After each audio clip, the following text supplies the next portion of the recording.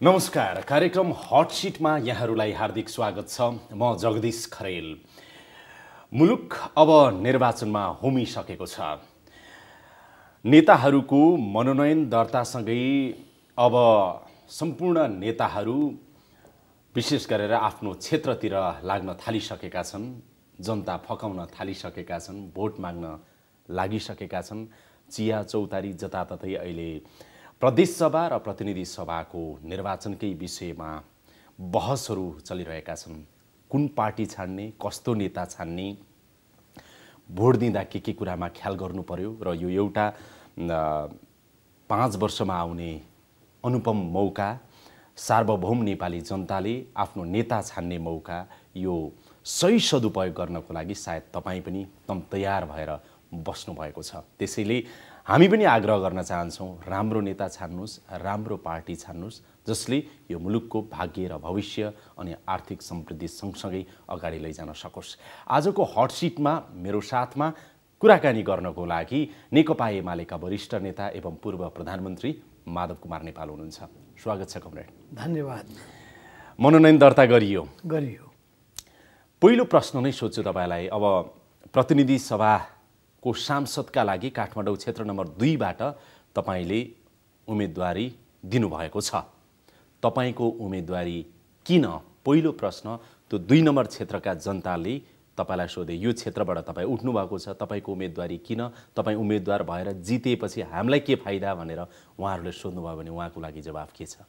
काठमाडौँको क्षेत्र नम्बर 2 एउटा अत्यन्तै महत्त्वपूर्ण गौरवको इतिहास बोकेको क्षेत्र हो। यही क्षेत्रबाट 2048 सालमा नेकपा एमालेका मात्रै होइन, जनताका लोकप्रिय नेता मदन भण्डारीले उम्मेदवारी दिनुभएको थियो, विजयी बन्नुभएको थियो। त्यसै गरी मनमोहन अधिकारीले नामाङ्कन गर्नुभएको थियो, उम्मेदवारी दिनुभएको थियो, विजयी हुनुभएको थियो। विद्या भण्डारीले नामाङ्कन गर्नुभएको थियो, विजयी भन्नुभएको थियो। प्रदीप नेपालले, नारायण ढकालले, अनि मात्रै होइन म आफैलाई पनि यस क्षेत्रका जनताले जिताउनु भएको छ अत्यधिक मतका साथ। र यो क्षेत्रमा म धेरै समयदेखि 2040 सालमा, 40 भन्दा पनि पहिले कुरा गर्न सकिन्छ भने 39 सालदेखि म जोडिएको छु। मेरो बसोबास कोटेश्वरमा 38-39 सालदेखि लगातार रहँदै आएको छ। तर तपाईँले काठमाडौँ क्षेत्र नम्बर 2 छोड्नुभयो, रौतहट रोज्नुभयो, दुईटैमा जितेपछि एउटा छोड्नु पर्दा भन्ने गुनासो पनि त होला नि? होला, तर अब त छोड्न त पाइँदैन। अब त एउटा मात्रै क्षेत्रमा उठ्न पाइन्छ, 2टा क्षेत्रमा उठ्न पाइँदैन। यो कानुनी व्यवस्था छ। हिजो 2टा ठाउँमा रोज्नु पर्दाखेरि पार्टीको निर्णय र थोरै मतको अन्तरबाट हारेको ठाउँमा, जितेको ठाउँमा छोड्दाखेरि पार्टीको फाइदा हुन्छ र मधेसका जनताको पनि ठाउँमा पनि एमाले पार्टीलाई अघि बढाउनु पर्छ र सिङ्गो मधेसमा पनि एउटा सन्देश दिनुपर्छ भन्ने हिसाबले हो। तर अहिले राष्ट्रिय सन्देश दिनुपर्ने आवश्यकता छ, किन मदन भण्डारीले राष्ट्रिय अन्तर्राष्ट्रिय सन्देश दिनुभयो, मनमोहन अधिकारीले राष्ट्रिय अन्तर्राष्ट्रिय सन्देश दिनुभयो। रौतहट किन छोड्नुभयो? दुईटै क्षेत्रको तानातान थियो। दुवै क्षेत्रका जनताले मलाई आफ्नो क्षेत्रबाट उठाउनका लागि लागु भएको थियो। रौतहटको 1 नम्बर निर्वाचन क्षेत्रबाट पनि मलाई सर्वसम्मत उम्मेदवार बनाइएको थियो। रौतहटको 4 नम्बर क्षेत्रबाट पनि मलाई सर्वसम्मत उम्मेदवार बनाइएको थियो। काठमाडौँको 2 नम्बर क्षेत्रबाट पनि मलाई सर्वसम्मत उम्मेदवार बनाइएको थियो। मलाई रोज्न कति गाह्रो परेको होला, तर काठमाडौँका जनता र यहाँका कार्यकर्ताहरूले सम्भवतः मलाई बढी तान्नुभयो। उहाँहरूको तान्ने ताकत ज्यादा रहेछ। मेरो पनि सम्भवतः लगाव, प्रेम, सद्भाव अलि बढ्ता यहाँ जोडिएको बुझिन्छ। दुवैले, कङ्ग्रेसले पनि जितेको क्षेत्र पर्यो, निर्वाचन क्षेत्र नम्बर 2 काठमाडौँको एमाले पनि जितेको पर्यो। तपाईँले जितेर छोड्नुभयो, त्यसपछि कङ्ग्रेसले जित्यो।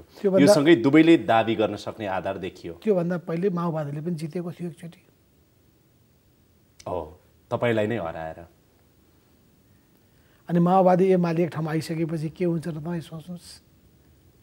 त्यो त अब मलाई नै तपाईले अघि भने जति कुरा तपाईका प्रतिस्पर्धी नेपाली कांग्रेसका उम्मेदवारले पनि गर्न सक्नुहुन्छ भनेर मैले भने त्यो जनताले सही के हो, तथ्य के हो र कसैले गर्न सक्नुहुन्छ भन्ने कुराको मूल्याङ्कन गर्नु होला नि, जनताले गर्नु होला। खैर अहिलेलाई चाहिँ नि त्यो मान्छेको क्षमतालाई, मान्छेको हैसियतको आधारमा, मान्छेको पहुँचको आधारमा, व्यक्तित्वको आधारमा, बोली वचन बिक्ने आधारमा, गर्न सक्ने क्षमताको आधारमा, यी सबै हिसाबले पनि त विचार त गर्नु होला नि। यो उम्मेदवारहरू छान्न किन यति धेरै सकस भयो तपाईहरूलाई? यो जुनसुकै पार्टीमा पनि सकस भएको रहेछ, पर्दो रहेछ। किनभने जब पार्टी ठुलो भइसकेपछि धेरै कार्यकर्ताहरू हुन्छ। रातभरि सुत्नु भएन कि के हो तपाईँहरू त? धेरै कार्यकर्ताहरू भइसकेपछि माधव कमरेड बताइदिनुहोस् त, आज राति सुत्न पाइयो या पाइएन? राति 12 बजे ठ्याक्क हाम्रो उम्मेदवारीको टुङ्गो लाग्यो। जम्मै प्रदेश र प्रतिनिधि सभा र प्रदेशको। अब त्यसपछि फोनका कलहरू आए। कतिपय ठाउँमा पाउनेहरू खुसी भए, नपाउनेहरू दुखी पनि भए। चुनावको क्रममा शहीद बन्ने क्रम पनि बहुत हुँदो रहेछ है। हुन्छ, कतिपयले पाउनु पर्ने व्यक्तिहरूलाई चाहिँ लागेको होला मै पाउनु पर्ने हो, काबिल हुनुहुन्छ, योग्य हुनुहुन्छ, प्रिय पनि हुनुहुन्छ, तर कतिपय अवस्थामा नपाएको पनि हुन सक्नुहुन्छ। तर त्यो नपाएकोमा हामीलाई पनि दुःख लागेको छ। तर एकै मागले जाडो जाँदैन, फेरि पनि समय आउँछ। अब यसपाला त 40% हर्षिया हतौडामा पनि हाल्नुपर्नेछ, लाउनु पर्नेछ है। राजनीति कस्तो? अरू ठाउँहरूमा जहाँ संयुक्त उम्मेदवार छन् त्यहाँ केही अप्ठ्यारो पर्न सक्छ। तालमेल गाह्रो त हुँदैन? तालमेलमा केही ठाउँमा गाह्रो देखा परेको छ, पर्नु अस्वाभाविक होइन। सूर्यवालाले हर्षिया हतौडामा हाल्ने, हर्षिया हतौडावालाले सूर्यमा हाल्ने, त्यसमा त जनतालाई अहिले हामीले सचेत बनाउनुपर्छ, कार्यकर्तालाई अलिक सक्रिय बनाउनुपर्छ, दुईटैको बिचमा समन्वय ज्यादा गर्नुपर्दछ। राम्ररी तलको समझदारी। माधव कमरेड एउटा बताउनुहोस् न, अब केपी ओली नेतृत्वको चाहिँ नेकपा एमाले पार्टी तालमेल हुँदै, यो चुनावी तालमेल हुँदै एकतासम्मको पनि कुरा गर्यो त यहाँहरूले पत्रकार सम्मेलन गर्नुभयो।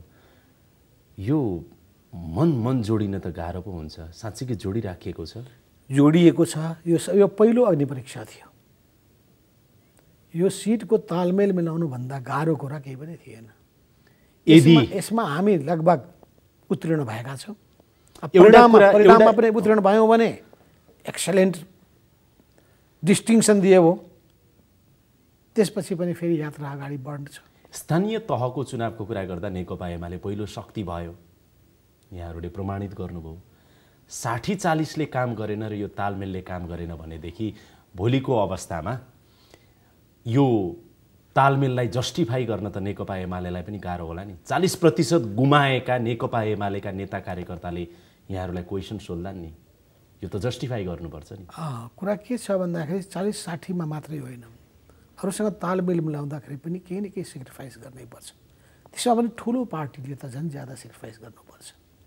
ठुलो पार्टीसँग धेरै कार्यकर्ता हुन्छ, धेरै काबिल व्यक्तिहरू हुन्छ, चाहना र आकाङ्क्षा त्यति ज्यादा हुन्छ, त्यो व्यवस्थापन गर्न सजिलो हुँदैन। त्यसो हुनाले समझदार पनि ज्यादा हुन्छ। त्यही भएर बाहिर चर्चा के छ भने प्रचण्डले पाए, केपीले गुमाए, अथवा माओवादीले पायो यसपालाको तालमेलमा, एमाले गुमायो। एमाले गुमायो, माओवादीले पनि गुमायो। एमाले पायो, माओवादीले पनि पायो, राष्ट्रले पायो। किन राष्ट्रको राष्ट्रियता जोगियो भने, लोकतन्त्र अझ सुदृढ भयो भने, सामाजिक न्यायलाई स्थापित गर्न सकियो भने र जनताले रोजगारी पाउन सके, जनजीविकाको समस्या समाधान गर्न सकियो भने र विकासको बाटोलाई तीव्र बनाउन सकियो भने, विकासको गतिलाई तीव्र बनाउन सकियो भने, विकास निर्माणको एउटा महान अभियान थाल्न सकियो भने देशले समृद्ध हासिल गर्न सक्छ।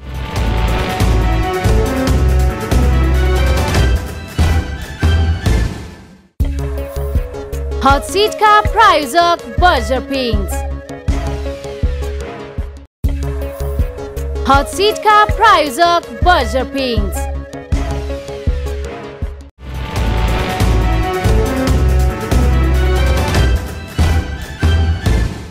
नेकपा एमाले लिएको पार्टी एकतासम्मको यो अभियान यदि चुनावी तालमेल हुँदै बिचमा चाहिँ नि तुहिनी अवस्था आयो भने चाहिँ तपाईँ यो त भन्न सक्नुहुन्छ कि शीर्ष नेतृत्वले यसको जस्टिफाई गर्न सक्नुपर्छ कार्यकर्ताको अगाडि? पहिले एउटा कुरा बताउनु पर्यो, विचार मिल्ने पार्टीहरू मिल्नु राम्रो हो कि होइन, मिल्नुपर्छ कि पर्दैन?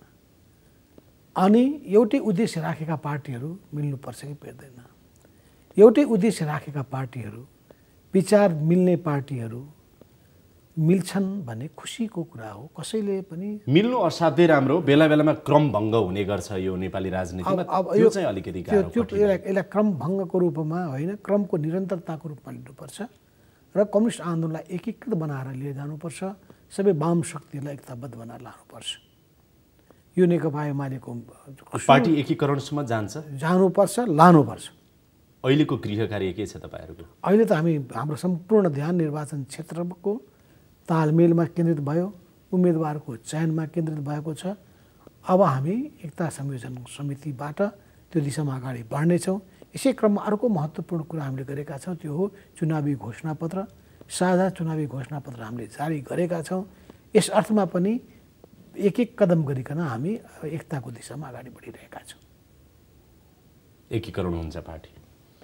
यो तपाईँलाई नै सोधिहाल्छु म। अघिल्लो हप्ता यही कार्यक्रममा तपाईँको सिटमा नारायण काजी श्रेष्ठ आउनुभएको थियो मसँग कुरा गर्नको लागि। मैले उहाँलाई बाहिर सुनेको हल्ला यो हो भनेर सोधेको थिएँ। अब पार्टी एकीकरण हुने, पार्टी एकीकरण भएपछि पार्टी अध्यक्ष प्रचण्ड बन्ने, प्रधानमन्त्री केपी ओली बन्ने, राष्ट्रपति सम्भवतः माधव कुमार नेपाल बन्ने, अरू भागभण्डा लाउने, यसरी चाहिँ त्यो एकीकरणसम्मको पनि गृह कार्यको सुरुवातहरू चाहिँ हुँदै गएका छन् सैद्धान्तिक रूपमा अहिले भन्ने कुरा सोधेका थिएँ। हो भन्नुभएको थियो उहाँले, त्यस्तो हो? अब मलाई थाहा छैन। अब नेताहरूले आफ्नो आफ्नो भावना व्यक्त गर्नुभएको होला, त्यो के हो थाहा छैन मलाई। अहिले हाम्रो ध्यान ती कुराहरूमा छैन, पदमा छैन। हाम्रो ध्यान यो नेपाल गरिबी, अभाव, बेरोजगारीबाट अत्यन्तै ग्रसित छ, पछौटीपनबाट ग्रसित छ। यसबाट कसरी मुक्त गर्ने, यो अल्पविकसित राष्ट्रबाट देशलाई एउटा समृद्ध राष्ट्र कसरी निर्माण गर्ने? काङ्ग्रेसले त आरोप लगाइरहेको छ कि यो अधिनायकवादी शासन, साम्यवाद थोपर्नको लागि मुलुकलाई यो कम्युनिस्टहरू मिलिरहेका छन्, यिनीहरूबाट समृद्धि सम्भव हुँदैन कङ्ग्रेस भन्छ। जुन पार्टीभित्र आफै लोकतन्त्र भएन र गणेशमान सिंह अत्यन्तै प्रताडित भएर त्यो पार्टी छोड्नु पर्यो, जुन पार्टीभित्र कृष्णप्रसाद भट्टराई टिक्न सक्नु भएन र प्रताडित भएर निस्किनु पर्यो, त्यो पार्टीले लोकतन्त्रको कुरा गर्नु बेकारको कुरा हो।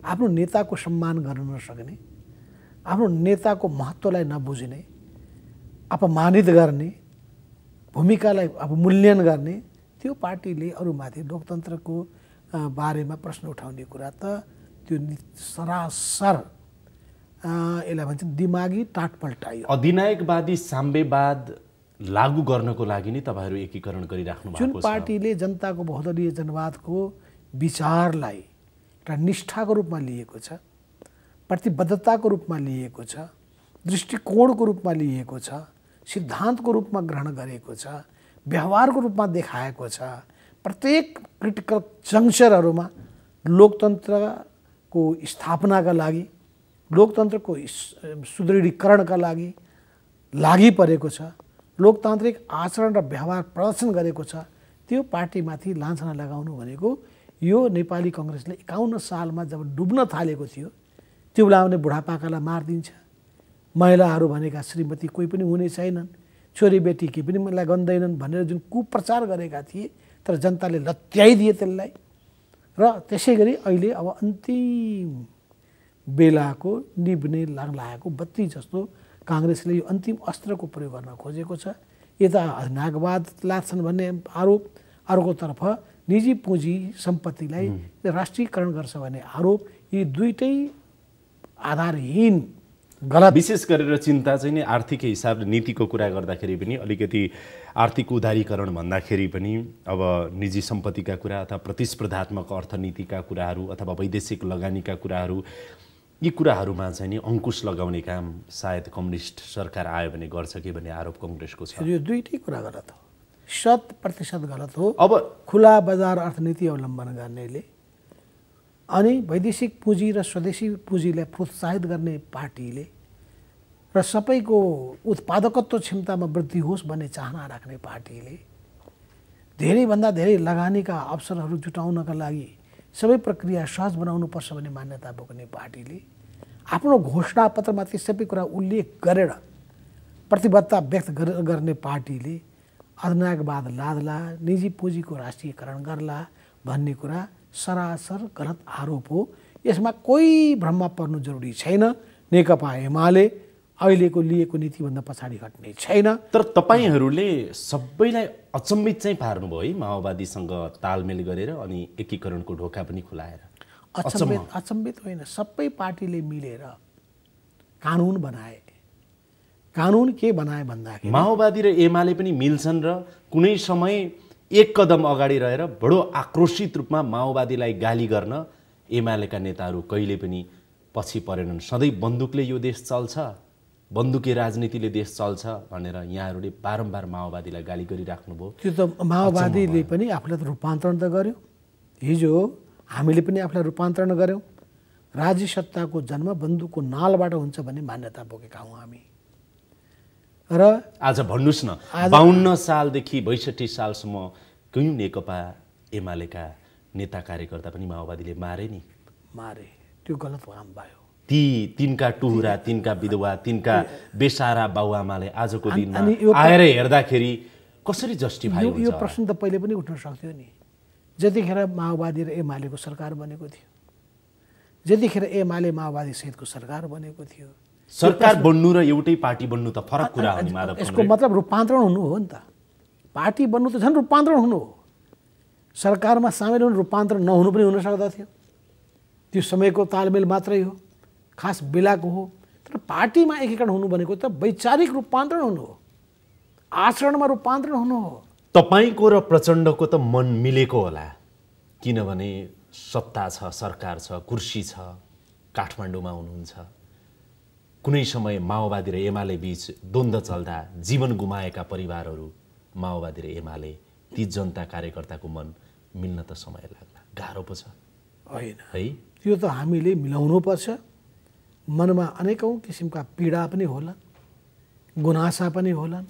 दुईटा अलग अलग पार्टी, दुईटा अलग अलग सोच, दुईटा अलग अलग चाहिँ दृष्टिकोण बोकेर चलिसकेको अवस्थामा यी कुराहरू हुने काम भयो, बेठिक भयो। तर पनि त्यसैलाई लिकन सधैँभरि आजीवन सरापेर पनि काम चल्दैन, अलग भएर पनि काम चल्दैन। किनभने त्यहाँको पनि सामेल भएका मानिसहरू कम्युनिस्ट सिद्धान्तबाट आकर्षित भएर गएका हुन्। तर यहाँहरूलाई एउटा अर्को चुनौती छ। 13 सालदेखि कम्युनिस्ट पार्टीहरू फुट्दै जुट्दै यहाँहरू आउनु भएको छ। अब यो जुटाइ पनि, यो एकता पनि, यो तालमेलदेखि एकीकरणसम्मको यात्रा पनि हामी एक भएरै जान्छौँ है भनेर जनतालाई विश्वास दिलाउन चाहिँ यहाँहरूलाई त्यति सजिलो छैन। 52 सालदेखि 52 वर्ष अघिदेखि कम्युनिस्ट पार्टीमा विभाजन आयो 2022 सालपछि। तर 2032 साल 33 सालदेखि फेरि एकीकरणको नयाँ प्रक्रिया पनि सुरु भयो। विभाजन र एकता, एकता र विभाजन, मेल अनि बेमेल, राम्रो अनि नराम्रो, उज्यालो अनि अँध्यारो, यो द्वन्द्ववादको नियमले के भन्छ भने एउटा सिक्काका दुईटा पाटा हुन्। त्यसो हुनाले एउटा अर्को चिज आयो, नेगेटिभ एस्पेक्ट आयो भने आत्तिनु हुँदैन। जीवन र मृत्यु दुईटै हुन्छ। पर्सनालिटी क्लास भइरहेको छ यहाँहरू बीचमा। मृत्यु भयो भने आत्तिन थाल्यो भने। तपाईँले आफ्नो जीवनको एउटा हाइट बनाउनु भएको छ नेपाली कम्युनिस्ट राजनीतिमा। केपी ओलीले एउटा बनाउनु भएको छ, प्रचण्डले एउटा बनाउनु भएको छ। टावरिङ पर्सनालिटी हुनुहुन्छ तपाईँहरू सबै। कसरी अटाउनु होला एउटामा? कुनै न कुनै बेला साना साना इगो, साना साना स्वार्थहरूले पनि फुटाउन सक्छ। यो नजिरहरू विगतमा स्थापित यहाँहरूले गर्नुभएको छ। त्यही त, राम्रो नजिर बसाल्ने पनि हाम्रो काँधमा छ, नराम्रो नजिर पनि बसाल्ने काम हामीले नै गर्न सक्ने हो। तर हामीले कुन बाटो रोज्ने, कुन दिशातर्फ अगाडि बढ्ने, यो हामीले सोच्नुपर्छ। इतिहासले त्यो जिम्मेवारी हाम्रो काँधमा सुम्पियो। त्यो सँगै अर्को एउटा प्रश्न यहाँहरूसँग के जन्मिन्छ भनेदेखि नेकपा माओवादी केन्द्रले गरेका गल्तीहरूलाई अहिलेको एमाले कसरी लिन्छ र भोलि पार्टी एकीकरण यहाँहरूले गर्नुभयो भने कसरी लिन्छ अथवा हिजो एमाले गरेका गल्तीहरूलाई माओवादीले चाहिँ कसरी लिन्छ भोलिका दिनमा भन्ने कुराहरू पनि त प्रश्न छ नि। 28 सालमा हामीले गरेका गल्तीहरूको लागि एमाले आफैले कसरी लिन्छ, या उग्र वामपन्थी गल्ती गरेर जनमत सङ्ग्रहको बेलामा एमाले गरेको गल्तीलाई हामीले कसरी लिन्छ? हामीले पनि त गल्ती गरेका छौँ नि। त्यही भनेको मैले। तर काङ्ग्रेसले पनि त्यत्रो महान गल्ती गरेको छ, अपराध नै पनि गरेको छ कतिपय कुरामा। राष्ट्रियताको सवालमा त काङ्ग्रेसले यति ठुलो अपराध गरेको छ त्यसको कुनै चर्चा नगरे पनि हुन्छ, चर्चा गरेर साध्य छैन। दोस्रो, लोकतन्त्रकै सवालमा त जनतासितको व्यवहारको सवालमा त जनताले कतिसम्म भने भन्दाखेरि जब रिस उठ्यो भने तेरो घरमा काङ्ग्रेस पसोस् पनि भने, काङ्ग्रेसकै कुरा गर्ने हो भने त्यो पार्टीभित्र नेताहरूको जुन किसिमको हुर्मत लिइयो, पार्टी स्थापना गर्ने ती सम्मानित नेताहरूको हुर्मत लिइयो, त्यसले त लोकतन्त्रलाई माया गर्नेहरूको मन कति दुखेको होला। तुलना गरेर हेर्नु पर्यो नि पार्टीहरूलाई। त्यसमा पनि काङ्ग्रेसमा त अब कुनै ओज पनि छैन, त्यसमा कुनै सङ्कल्प पनि छैन, भ्रष्टाचारको विरुद्धमा कुनै घृणा पनि छैन, त्यसलाई निमित्यान्न पार्ने कुनै पहल पनि छैन। त्यो पार्टीले जो विकृति विसङ्गतिको वाहक भएको छ संवाहक, त्यसलाई र एमाले वामपन्थीहरूलाई तपाईँ तुलना गरेर हेर्नुहोस्। म दुधले धोएको भन्दिनँ, 24 कराटको सुन छ भनेर म भन्दिनँ, तर हामी निरन्तर राम्रो दिशामा राम्रो बाटोमा अघि बढ्न चाहन्छौँ। इमान्दारी छ हामीमा, निष्ठा छ हामीमा, सङ्कल्प छ हामीमा, केही गरौँ भन्ने भावना छ हामीमा, देशभक्तिको भावना छ हामीमा, लोकतन्त्रप्रतिको निष्ठा छ हामीमा, परिवर्तन गर्नु पर्दछ, जनताको जीवन सुखी खुसी बनाउनु पर्दछ, देशलाई समृद्ध बनाउनु पर्दछ र अन्तर्राष्ट्रिय नेपालको प्रतिष्ठालाई माथि उठाउनु पर्दछ भने भावना, सङ्कल्प, परिकल्पना छ हामीमा। यो भइसकेपछि पनि अब कसैले पत्याउनुहुन्न भने त मैले के भन्न सक्छु। निष्ठाको कुरा गर्नुभयो, जति पनि अघि कुराहरू गर्नुभयो, महत्त्वपूर्ण कुरा यहाँले गर्नुभयो। नेकपा माओवादीका नेता पनि भनौँ, कार्यकर्ता पनि भनौँ, बालकृष्ण ढुङ्गेललाई पुलिसले पक्राउ गरेर अहिले जेलमा छन्। के भन्नुहुन्छ तपाईँ? ठिकै गर्यो सरकारले? ठिकै भयो? कानुनले आफ्नो बाटो रोजेको छ, कानुनको आधारमा कानुनको अदालतको फैसलालाई सबैले सम्मान गर्नुपर्दछ। अब त्यस बारेमा मैले धेरै केही भन्नु छैन। माओवादी पार्टीले नै यस बारेमा भन्नुपर्छ, किनभने विगतमा के भएको हो, बालकृष्णजीले कति गर्नुभएको हो, तथ्य प्रमाण उहाँको पक्षमा थियो थिएन, कस्तो किसिमको अदालतले फैसला गरेर उनी अपराधी हुन् भन्ने भएपछि जे भयो ठिकै भयो भन्ने एमालेको धारणा हो। होइन, त्यो यो अहिलेको समयमा चुनावको बेलामा यसरी गर्नु उचित भयो कि भएन त्यो आफ्नो ठाउँमा छ। तर तपाईँ निष्ठाको राजनीति गर्ने भएकोले मैले यो प्रश्न सोधेको। म अहिले यस बारेमा किन धेरै भन्न चाहन्न भने यो दुई पार्टी बीचको एकताको प्रक्रिया अघि बढिरहेको र चुनावी अभियानमा जुटिरहेको बेलामा यस्ता कुरालाई धेरै कोट्याउनु र अघि बढाउनु बेस हुँदैन। सत्य र निष्ठालाई नै केही समय छायामा राख्नु, कहिलेकाहीँ त जनतथ्यहरू पत्ता लगाउने कुराको निम्ति पनि बिना तथ्यको बोल्नु हुँदैन, बिना जानकारीको बोल्नु हुँदैन, सत्यको पक्षमा त उभिनु पर्छ। होइन, हिजो नेकपा एमाले नेता कार्यकर्ताहरूले बालकृष्ण ढुङ्गेललाई पक्राउ गरेर जेल जानुपर्छ भनेर बारम्बार आवाज यहाँहरूले उठाइरहेको भएर मैले यो प्रश्न सोधेको। सत्य बोल्नु राम्रो भए पनि ठाउँको ठाउँ सत्य बोल्दै हिँड्दाखेरि पनि दुःख मात्रै पाइन्छ। हो है, कतिपय अवस्थामा मौन बस्नु पनि बुद्धिमानी हुन्छ, कतिपय अवस्थामा तथ्यहरू सङ्कलन गर्नका लागि पर्खिनु पनि बुद्धिमानी हुन्छ।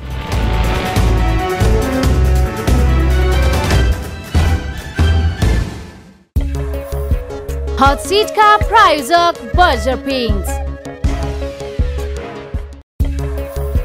हट सिटका प्रायोजक बर्जर पिङ्स।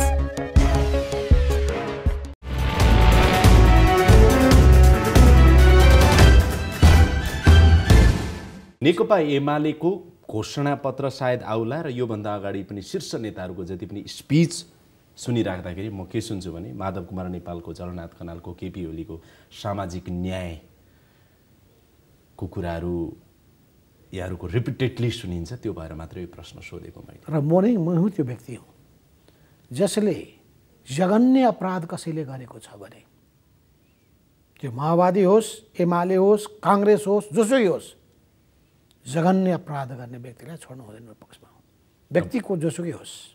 भविष्यमा यही जघन्य अपराधका प्रश्नहरू यहाँहरूमाथि पनि बारम्बार आउँछन्, कारबाही हुनुपर्छ पर्दैन, एकदम माधव नेपाल भन्नु त्यो बेलामा त्यो जघन्य अपराधीका विरुद्धमा र न्यायको पक्षमा उभिने व्यक्ति माधव नेपाल हुनेछ। त्यसमा पनि म राजनीतिक विकृति विसङ्गतिहरू, सामाजिक विकृति विसङ्गतिको विरुद्धमा म घोर त्यसको आलोचक हुँ। तर क्लिननेस त्यसको पक्ष। तपाईलाई नेपाली राजनीतिमा अहिले पनि हेर्दाखेरि सादगी नेताको रूपमै हेर्छन्, तर मुलुक त करप्सनले खतम भएको छ नि, त्यसैले माओवादीभित्र, एमालेभित्र। त्यसैले मैले दुईवटा कुरामा जोड दिएको छु। मान्छेले आर्थिक विकास मात्रै हाम्रो प्रायोरिटी भन्छन्, मैले दुईवटा हुन् प्रायोरिटी भन्ने गरेको छु। पहिलो गुड गभर्नेन्स, रुल अफ ल, फाइट एगेन्स्ट करप्सन रुल, र त्यसपछि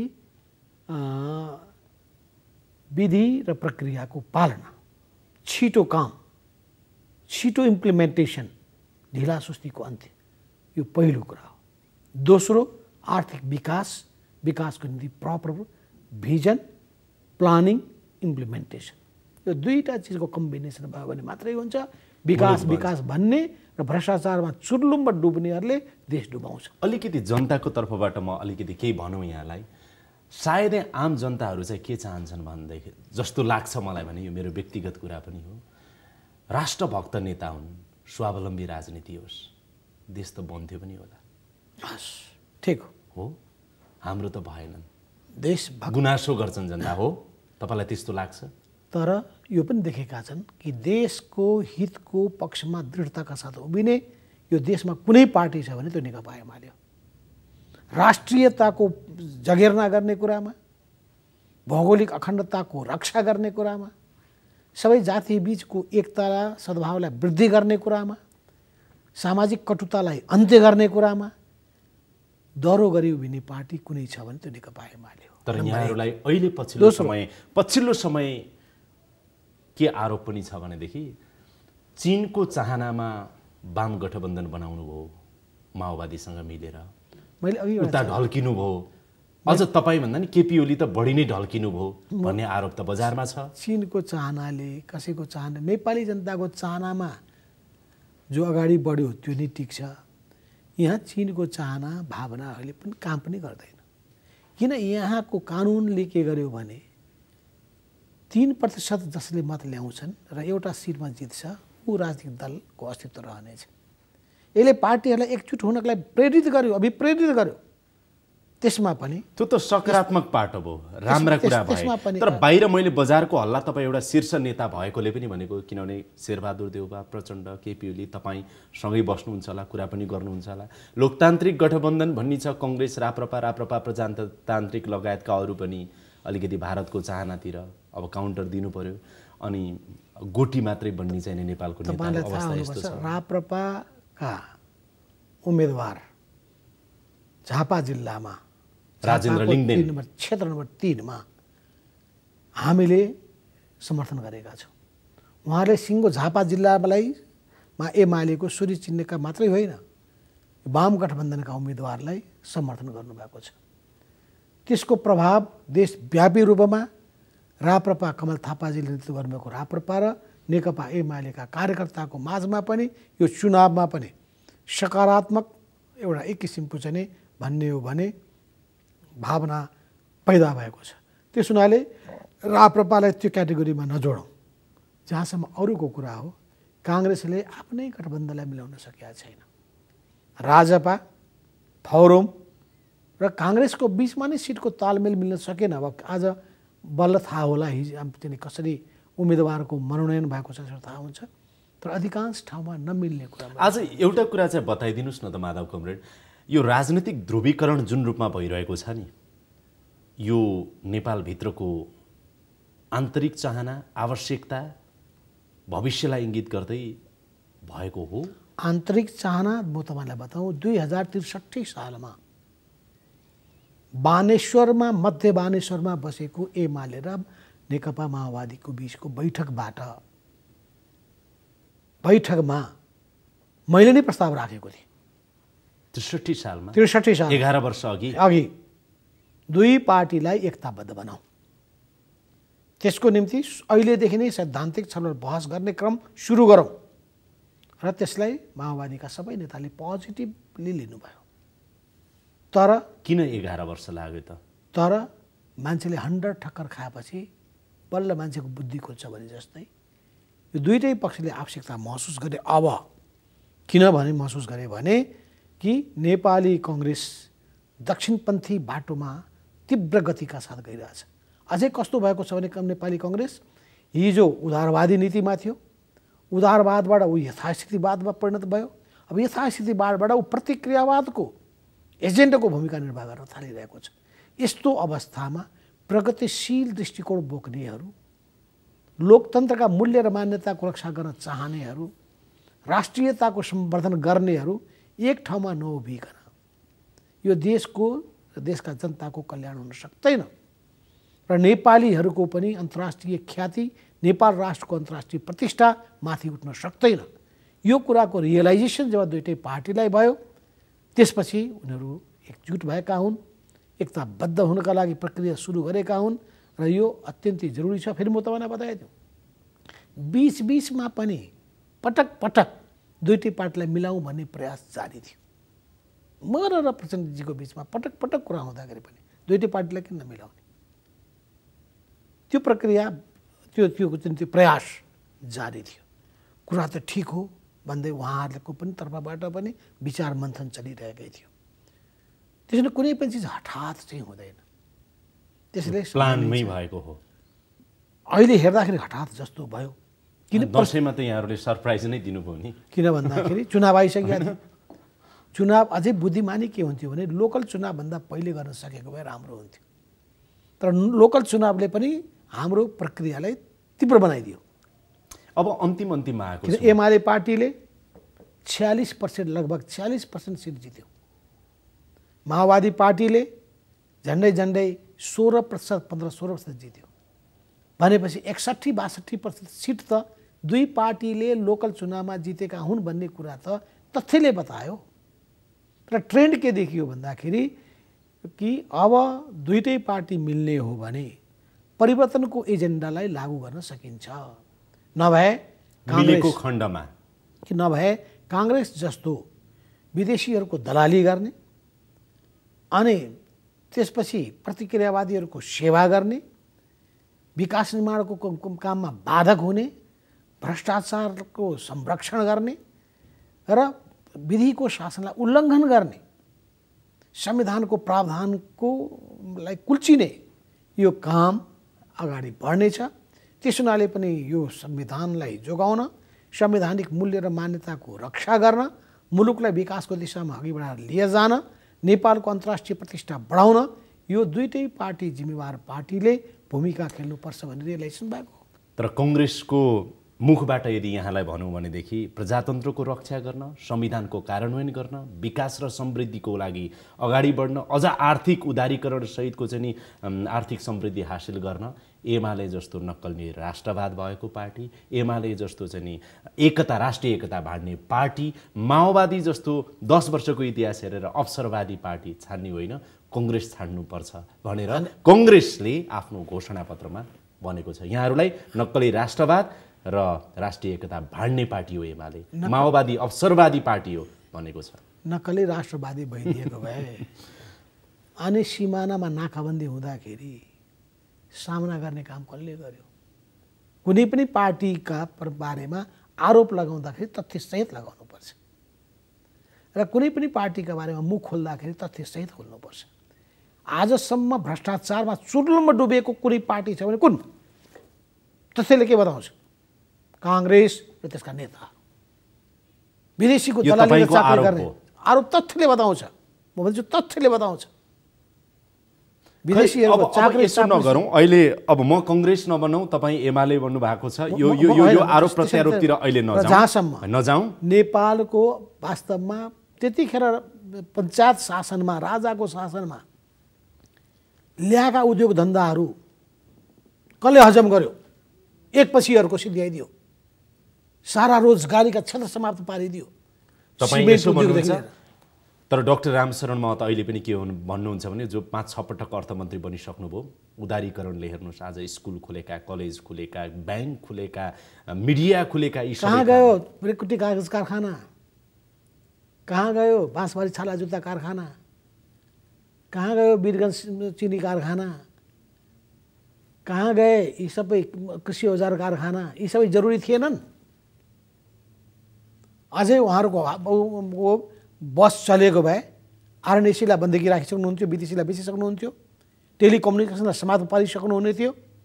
उहाँहरू त राज्यलाई कमजोर बनाउने काममा लाग्ने बाहेक आफ्नो निजी स्वार्थ, अहिले सबै उद्योग धन्दा निजीकरणको नाममा कांग्रेस र कांग्रेस नेताहरू पोषिएका छन्। माधव कमरेड, 48 सालदेखि 74 सालसम्म नेकपा एमालेका तत्कालीन अध्यक्ष मनमोहन अधिकारी, तत्कालीन महासचिव माधव कुमार नेपाल, केपी ओली, झलनाथ खनाल, 4 जना त प्रधानमन्त्री तपाईहरू पनि बन्नुभयो। कांग्रेस वा माओवादीसँगको गठबन्धनमा सरकारमा त कतिचोटि सामेल हुनुभयो? मैले यदि एउटा प्रश्न तपाईलाई भने 48 देखि यता कांग्रेस एमाले माओवादी सकभर प्रतिपक्षमा कुनै पनि पार्टी 5 वर्ष रहेनन्, सरकारमा गइ नै रहे। यसका जस अपजस दोष जे छन् प्रतिशतमा घटी बढी बाँडेर लिनुपर्छ, एउटा मात्र लाउनु हुँदैन। म भनौँ 51 देखि जोड्ने हो भने 52 पछि जोड्ने हो भने 63 सम्म 64 सम्म को थियो? कांग्रेस थियो। को होस्? लोकेन्द्र बहादुर चन्दको पालामा तपाईका गृहमन्त्री वामदेव गौतम हुनुहुन्थ्यो, स्थानीय निकायको चुनावै जिताको। त्यसपछि के भयो? कांग्रेसको नेतृत्व थियो सधैँभरि, हामी जान्दैनौँ। सधैँ होइन, सूर्यबहादुर थापाको पनि थियो, लोकेन्द्र बहादुरको पनि थियो, ज्ञानेन्द्रको थियो। त्यो अवधि काट्नुहोस् न, तर सबभन्दा बढी अनि काट्दा कति बाँकी रहन्छ? कति बाँकी? 54-55 तिर तपाईको चाहिँ नि सूर्यबहादुर पनि हुनुभयो, अनि अलिकति 7 महिना सूर्यबहादुरजी, लोकेन्द्र बहादुरजी 7 महिना बस्नुभयो, सूर्यबहादुरजी पनि यस्तै साधारण। अनि कमरेड 25-30 वर्षमा 3-4 वर्षको हिसाब नलगाऊ। तर शेरबहादुरजीले 4 चोटि मौका पाउनुभयो, गिरिजाप्रसाद कोइरालाले 5 चोटि मौका पाउनुभयो। पानपञ्चे 25 वर्ष त पाएको होइन नि, फेरि त्यही 7-8 महिना 1 वर्ष। सवाल त त्यसैबाट थाहा हुन्छ। अस्थिर राजनीति नै मुलुकको ठुलो एमालेले समस्या 9 भयो। महिना हुँदाखेरि समस्या त भयो। एमालेले 9 महिनाको समय पाउँदाखेरि आफ्नो गाउँ आफै बनाउँदेखि लिएर नौशाको अभियानसम्म, सुकुम्बासी समस्या समाधानदेखि लिएर वृद्धहरूलाई भत्ताको व्यवस्थासम्म, अपाङ्ग र महिलाहरूको समस्यालाई हल गर्ने कुरादेखि लिएर अरू धेरै कुराहरूसम्म।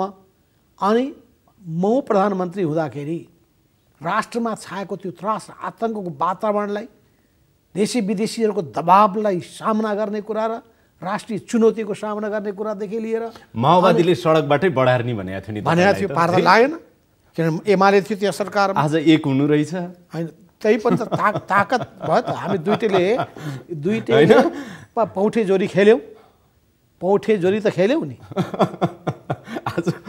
आज एक हुनु रहेछ, हेर्नुहोस् त। पौठे जोरी खेलेर के महसुस भयो भने माओवादीले त्यतिखेर लिएको कुरा गलत थियो। भन्नुहुन्छ प्रचण्ड आजकल त्यो भन्नु नभन्नु आफ्नो ठाउँमा छ, तर तथ्यले के बताउँछ, व्यवहारले के बताउँछ। दोस्रो कुरो, यी सबै तपाईँ देख्दै हुनुहुन्छ। जनताको तटबन्धदेखि लिएर अहिले काठमाडौँदेखि लिएर तराईको फास्ट ट्र्याक रोडसम्म। खैर, आज म एमाले ठिक कांग्रेस बेठिक, कांग्रेस ठिक एमाले बेठिक, माओवादी के भन्नतिर त लागिरहेको छैन। यहाँसँग अर्को कुरा म भन्छु, यो इन्टरनेसनल ट्रेन्ड हो।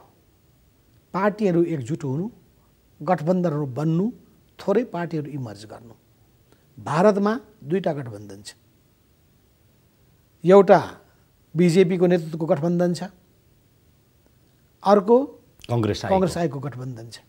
अनि त्यसले त केही समाप्त, केही खतम त भएन। कम्युनिस्टहरू यदि आम नेपालीको पर्सपेक्टिभबाट यहाँले हेर्नुभयो भने नेपालको समस्या चाहिँ के हो भने अहिले कांग्रेसको हेर्दाखेरि पनि केही रूपमा देखिन्छ, सायद एमालेमा पनि होला। दुईटालाई एकैचोटि नम्र आरोप लगाउँ कि प्रतिपक्षमा बस्न सकभर चाहँदै नचाहने एउटा कारण हो सङ्क्रमण काल भएको हुनाले र सङ्क्रमण कालमा पार्टीहरू मिल्नु र संविधान निर्माण गर्ने राष्ट्रिय अभिभावना पुरा गर्नु लोकतन्त्रको जगलाई बलियो बनाउनु उहाँहरूको मूल कर्तव्य हुन्थ्यो। यस्तो बेलामा सत्ता प्रतिपक्ष होइन किन संविधान सभा थियो। त्यस हुनाले अब निर्वाचन भइसकेपछि सत्ता र प्रतिपक्षको एउटा जिम्मेवारी आफ्नो आफ्नो ठाउँमा निर्वाह गरेर चल्नु राम्रो हुन्छ। तर यो निर्वाचन प्रणाली जस्तो किसिमको हामीले ल्याएका छौँ कुनै पनि पार्टीको बहुमत हुन्छ कि हुँदैन भन्ने किसिमको आशंका उत्पन्न हुने स्थिति जुन बनेको छ यदि त्यो आशंका बमोजिमको गयो भने फेरि मुलुकले नै स्थिरता देख्ने छैन। अब हेरौँ त्यो त प्रतिनिधि सभा र प्रदेश सभाको निर्वाचनको परिणामले अब 1 महिनाभित्र करिब थाहा भइ नै हाल्छ किनभने 48 सालको चुनावमा 51 सालको चुनावमा पनि माओवादी भन्ने पार्टी थिएन। एमालेसँगै कङ्ग्रेसको प्रतिस्पर्धा थियो। पहिलो दोस्रो तपाईँहरू नै हुनुहुन्थ्यो। जनता त यिनै हुन् हैन। भूगोल त यही हो देश त यही हो। माओवादी पार्टी पछि आयो ठुलो पार्टी बन्यो त्यसैले धेरै मान्छे एमालेबाटै माओवादीमा गएका थिए यो त तथ्यले देखाउँछ यहाँहरूले भनिराख्नु भएको थियो। त्यसैले कङ्ग्रेस साह्रै कमजोर छ भनेर पनि यहाँहरूले आँक्नु हुँदैन त्यो साह्रो उन्माद पनि हुनु हुँदैन र अब एमाले पहिलो बन्दैन भन्ने पनि भन्न मिल्दैन किनभने स्थानीय तहमा यहाँहरूले जुन मत परिणाम ल्याउनु भएको छ त्यसलाई एउटा आधार मान्दा समग्र त चुनावी परिणाम नै हेर्नु पर्यो। मेरो भनाइ काङ्ग्रेस जुन आतंकित भएको छ नि यो हुनु जरुरी थिएन। अनि तपाईहरु 50 वर्षसम्म अब वामपन्थी सरकार चल्छ यो देशमा भन्दिनुहुन्छ अवश्य हान्छ। योगेश भट्टराई तपाईको पार्टीको सचिवले हिजो मात्रै भन्नुभएको छ काङ्ग्रेस पार्टी स्वाहा हुन्छ भने तर्सिने 50 वर्षसम्म वामपन्थीको सरकार हुन्छ भनेपछि अब कसैले तिम्रो अब ज्यान खतम भन्दैन आत्तिने बाहिरको हल्लाको भरमा त चल्न भएन नि। अहिले दरो पनि कति कमजोर त्यो हल्ला मात्रै हो कति कमजोर मानसिकता त्यो हल्ला मात्रै होइन माधव कुमरेन। काङ्ग्रेसले त सान्त्वना दिनु परेन। काङ्ग्रेस सिद्धिन्छ आफ्नै कारणले हाम्रो कारणले होइन। काङ्ग्रेसको आन्तरिक कमजोरीले नै काङ्ग्रेस सिद्धिन्छ। काङ्ग्रेसभित्र रहेको विकृति विसङ्गतिले नै काङ्ग्रेस सिद्धिन्छ। काङ्ग्रेसको राष्ट्रियताप्रतिको कमजोर अडानले नै काङ्ग्रेस सिद्धिन्छ। लोकतन्त्रप्रतिको कमजोर अडानले नै सिद्धिन्छ। यसो गरौँ काङ्ग्रेस सिद्धिने कुरा छोडौँ एमाले बन्ने कुरा गरौँ। तपाईँ बन्न र बनाउन लागिराख्नु भएको छ। हामीले सिद्ध्याउने होइन। मेरो भनाइ के हो भने उनको पार्टी जोगाउने उनको जिम्मेवारी तपाईको पार्टी बनाउने तपाईको जिम्मेवारी हाम्रो पनि जिम्मेवारी हो। काङ्ग्रेस जस्तो पार्टी सुध्रेर आओस् भन्ने हाम्रो जिम्मेवारी हो र सुधार्नलाई के गर्नुपर्छ गर्न तयार छौँ। एउटा प्रतिपक्ष चाहिन्छ। प्रतिपक्ष लोक डेमोक्रेसीमा प्रतिपक्ष चाहिन्छ। मल्टी पार्टी सिस्टममा प्रतिपक्ष चाहिन्छ। अब काङ्ग्रेस प्रजा परिषद जस्तो नभइदियोस् भन्ने मात्रै हाम्रो शुभेच्छा हो। प्रजा परिषद जस्तै इतिहासको एउटा कालखण्डमा देखा पर्यो हराएर गयो भने नहोस्। फेरि अर्को पार्टी त इमर्ज गर्छ। काङ्ग्रेसले नै भनिरहेछ एकता एकता एकता एकीकरण एकीकरण एकीकरण एमाले माओवादी भनिराख्नु भएको छ। शुभेच्छा दिइरहेछन् कङ्ग्रेसका केही नेताहरूले कि चुनाव सकिएको भोलिपल्टदेखि तेरो सांसदका सङ्ख्या यति मेरो सांसदका सङ्ख्या यति किन केपी ओली माधव नेपाल प्रधानमन्त्री मै लिन्छु कङ्ग्रेससँग मिलेर भनेर प्रचण्डले भन्ने दिन नआओस् अनि संसदमा रोइ कराई गर्ने दिन नआओस् एमालेलाई पनि भनेर कङ्ग्रेसले पनि शुभकामना दिइरहेछ। होइन काङ्ग्रेसले चित्त बुझाउने कुरो त त्यही नै हो नि। नभए त काङ्ग्रेसलाई हार्ट एट्याक भइहाल्छ नि। हार्ट एट्याक नहोस् अस्पतालमा भर्ना हुनु नपरोस् भनेर यस्तै कुराहरू राखेर काङ्ग्रेस पार्टीले चित्त बुझाउँछ भने आत्तिनुपर्ने आवश्यकता छैन। अब अन्तिममा अब चुनाव हुँदैन कि भनेर आशंका गर्नु चाहिँ अर्थहीन हो किनभने अदालतले पनि एक खालको हिजो आदेशकै शैलीमा भनिसक्यो र यहाँहरूले उम्मेदवारी मनोनयन पनि दर्ता गरिसक्नुभयो। मुलुक निर्वाचनमा अब होमिसक्यो। अब पनि चुनाव हुँदैन कि भनेर आशंका गर्नु व्यर्थ छ अर्थहीन छ भनेर मैले भने पनि ठिक हुन्छ। हो त्यही नै अब निर्वाचन हुन्छ निश्चिन्त भएर सबै निर्वाचनको महान अभियानमा जुट्नुपर्छ। निर्वाचन स्वच्छ तरिकाले निष्पक्ष तरिकाले सहज रूपमा र चाहिँ एकदम शान्तिपूर्ण रूपमा सम्पन्न गर्ने काममा सबैले भूमिका खेल्नुपर्छ। लोकतन्त्रको निम्ति जरुरी छ। नेपालको अन्तर्राष्ट्रिय प्रतिष्ठा उठाउनलाई पनि जरुरी छ र प्रत्येक पार्टीको यो जुन अग्नि परीक्षा हुँदैछ त्यो अग्नि परीक्षामा उत्तीर्ण हुन पनि जरुरी छ र जनताले विवेक प्रयोग गर्न जरुरी छ। यति बेला जनताले विवेकको प्रयोग गर्नुपर्छ। राम्रो नेता छान्नु राम्रो पार्टी राम्रो नेता छान्नुपर्छ। राम्रो नेता राम्रो पार्टी छान्नुपर्छ। कार्यक्रममा आइदिनु भयो धेरै धेरै धन्यवाद छ र शुभकामना पनि छ। धन्यवाद यहाँलाई धेरै धेरै धन्यवाद छ। हवस् त, यसका साथै अहिलेको लागि यो कार्यक्रम यहीँ बिट मार्ने अनुमति चाहन्छु। कार्यक्रम युनिटका सम्पूर्ण सहकर्मीहरूको साथमा मलाई पनि बिदा दिनुहोस्। नमस्कार।